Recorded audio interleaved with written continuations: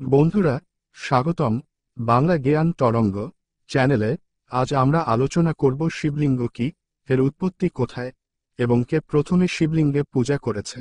ভিডিওটি শুরু করার আগে যদি আপনি আমাদের চ্যানেলে নতুন হয়ে থাকেন তাহলে লাইক, শেয়ার এবং সাবস্ক্রাইবও করতে ভুলবেন না। চলুন শুরু করি আজকের আলোচনা। শিবলিঙ্গ কি? শিবলিঙ্গ হল হিন্দু ধর্মের একটি অত্যন্ত পবিত্র এবং গুরুত্বপূর্ণ প্রতীক। শিব মানে হল শুদ্ধ, শুভ এবং লিঙ্গ মানে হল চিহ্ন বা প্রতীক। শিবলিঙ্গের মাধ্যমে শিবের নিরাকার, অপরূপ এবং অসীম রূপকে উপাসনা করা হয়। এটি সাধারণত একটি স্তম্ভ আকৃতির মূর্তি, যা পাথর, মাটি, ধাতু বা অন্যান্য উপাদান দিয়ে তৈরি হয়। শিবলিঙ্গের আকৃতি এবং গঠন। শিবের সৃষ্টির শক্তির প্রতীক। লিঙ্গমের নিচের অংশটি একটি বৃত্তাকার বা বর্গাকার ভিত্তি থাকে, যা ব্রহ্মাণ্ড বা বিশ্বের প্রতীক। উপরের অংশটি লিঙ্গ, যা শিবের শাশ্বত শক্তির প্রতীক। শিবলিঙ্গের উৎপত্তি। শিবলিঙ্গের উৎপত্তি সম্পর্কে বিভিন্ন পৌরাণিক কাহিনী এবং পুরাণে উল্লেখ রয়েছে। শিবপুরাণে একটি বিখ্যাত কাহিনী আছে, যেখানে ব্রহ্মা এবং বিষ্ণু শিবের অপরূপ শক্তির বিষয়ে বিতর্ক করছিলেন। তখন শিব এক অনন্ত জ্যোতিরূপে প্রকট হন, যা আকাশ থেকে পৃথিবী পর্যন্ত বিস্তৃত ছিল।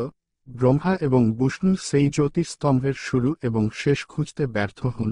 এই স্তম্ভেই শিবলিঙ্গের রূপ ধারণ করে, যা শিবের অনন্ত শক্তির প্রতীক। একটি আরও জনপ্রিয় কাহিনী হল লিঙ্গপুরাণে পাওয়া যায়। এখানে বলা হয়েছে যে একবার ব্রহ্মা এবং বিষ্ণু নিজেদের মধ্যে কে সর্বশ্রেষ্ঠ তা নিয়ে তর্ক করছিলেন।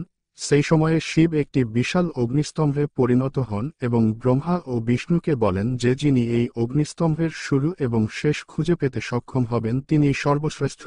ব্রহ্মা উপরের দিকে এবং বিষ্ণু নিচের দিকে যেতে শুরু করেন, কিন্তু কেউই সেই অগ্নিস্তম্ভের শুরু বা শেষ খুঁজে পাননি। অবশেষে তারা শিবের কাছে ফিরে এসে তার অনন্ত শক্তির সামনে আত্মসমর্পণ করেন। সেই থেকেই শিবলিঙ্গ পূজার সূচনা হয়। প্রথম শিবলিঙ্গ পূজার কাহিনী। শিবলিঙ্গ পূজার প্রথম কাহিনীও শিবপুরাণে পাওয়া যায়। পুরাণ মতে ব্রহ্মা ও বিষ্ণু যখন শিবের অপরূপ শক্তির সম্মুখীন হন, তখন তারা শিবকে প্রণাম করেন এবং সেই জ্যোতিস্তম্ভে পূজা শুরু করেন। এই ঘটনা থেকেই শিবলিঙ্গ পূজার প্রথা শুরু হয়। অন্য একটি কাহিনী হল ঋষি অত্রি এবং তার স্ত্রী অনুসূয়া সম্পর্কে।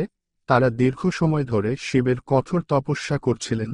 শিব তাদের তপস্যায় সন্তুষ্ট হয়ে প্রকট হন এবং তাদের একটি শিবলিঙ্গ উপহার দেন, যা তারা পূজা করতে শুরু করেন। এটি ছিল শিবলিঙ্গ পূজার অন্যতম প্রথম উদাহরণ। শিবলিঙ্গ পূজার তাৎপর্য। শিবলিঙ্গ পূজা হিন্দু ধর্মের অন্যতম প্রধান আচার। শিবলিঙ্গ পূজা করার সময় ভক্তরা শিবের নিরাকার রূপকে পূজা করেন। এটি শিবের শাশ্বত শক্তি এবং তার সর্বব্যাপী সত্তার প্রতীক। শিবলিঙ্গ পূজা করলে ভক্তরা জীবনের সকল বাধা অতিক্রম করতে সক্ষম হন এবং শিবের কৃপা লাভ করেন। শিবলিঙ্গ শুধুমাত্র শিবের প্রতীক নয়, এটি হিন্দু ধর্মের এক গভীর আধ্যাত্মিক প্রতীক। শিবলিঙ্গ পূজার মাধ্যমে ভক্তরা শিবের অনন্ত শক্তি এবং তার সর্বব্যাপী সত্তার সাথে সংযোগ স্থাপন করতে পারেন। আশা করি আজকের আলোচনা থেকে আপনারা শিবলিঙ্গ সম্পর্কে কিছু নতুন জ্ঞান লাভ করেছেন। ভিডিওটি যদি ভালো লেগে থাকে তাহলে লাইক, শেয়ার এবং সাবস্ক্রাইবও করতে ভুলবেন না। আবার দেখা হবে বাংলা জ্ঞান তরঙ্গ এ নতুন কোনো চমকপ্রদ বিষয়ে।